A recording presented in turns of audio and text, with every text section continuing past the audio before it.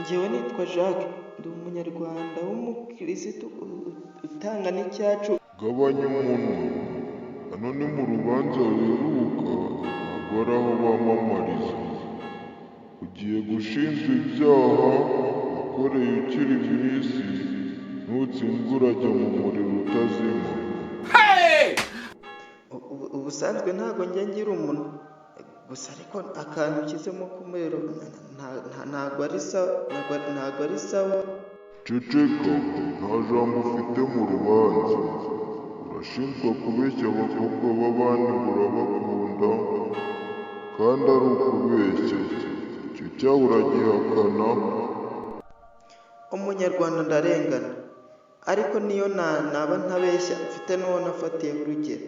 Ubu se ko Imana yo yavuze ngo iradukunda twese, wowe ushyize muri mayindi yawe urumva ibyo bishoboka? Miliyari 7 zikajya mu mutima w'umuntu umwe? Neva, aho ngaho nawe yarabeshye. Menya gutandukanya Imana n'umuntu. Kandi muri uru rubanza, wowe Jacques ni wowe wenyine ugerageje gutuka malayika w'Imana.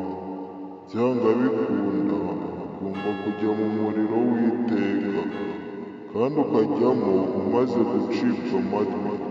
Igihe wagiriye mu rusengero, ibyo wumvishe byose ntacyo byakumariye. Birumvikana? Aha, n'ubundi nta myaka 100, n'ubundi amaherezo ni urupfu, kandi nawe uzapfa. Ariko se Gaburi, nkubaze, ibi bintu urimo uri seriye? Ntabwo ndi gukina nawe, uyu mwanya ndi gutakaza ntabwo ari uwo gukina, kandi ni byiza ko ugaragaje ubucuti na Satani. Mbare 1, 2, ntakubona aha ngaha wasanze inshuti yawe.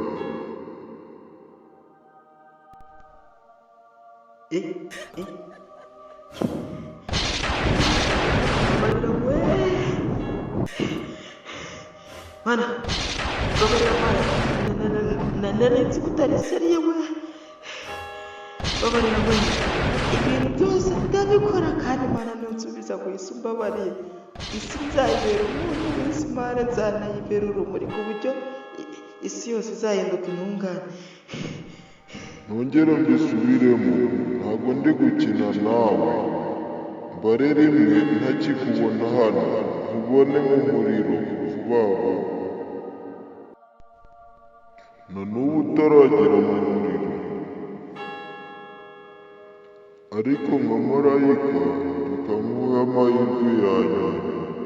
Ugiye gusubira ku isi, ugenda uvuga ubutumwa mu gihe kingana n'ukwezi, uzagaruka mu rubanza. Nuramuka ugarutse nta musaruro watanze, uzajugunywa mu muriro, kandi uzashya imyaka 1000. Murakoze malayika, ngiye kubikora rwose, isi ngiye kuyihindura intungane. Ariko Mana, urakoze cyane. Ndavuze ngo nkubone hasi.